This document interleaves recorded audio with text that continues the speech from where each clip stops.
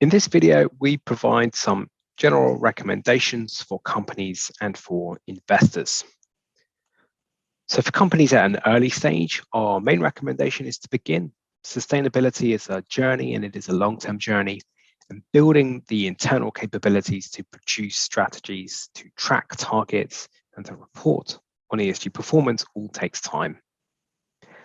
Materiality assessments can be a fantastic way to begin this process and to get a clear understanding of which ESG factors impact your business and which ESG factors primarily impact your stakeholders as well. And we would recommend that companies leverage the existing guidance and existing networks that exist and don't feel like they have to start from scratch. The UN Global Compact, for example, has a number of networks active across multiple regions of the world. For companies that are more mature, really undertaking a more systematic approach to ESG is an important next step.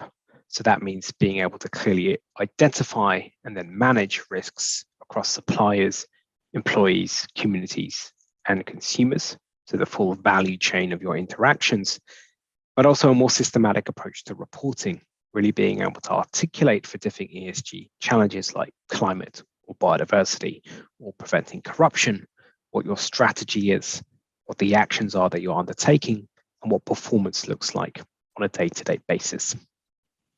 Finally, making this kind of reporting transparent and accessible to different stakeholders is an important step for those companies that are maturing on their journey.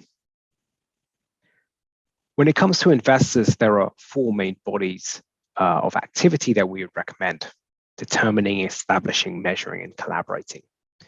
So there's a host of data and solutions that's available in the market today, and the data can be used in many different ways. So before onboarding new products, before examining the data, think about what it is you're looking to achieve and really work from that.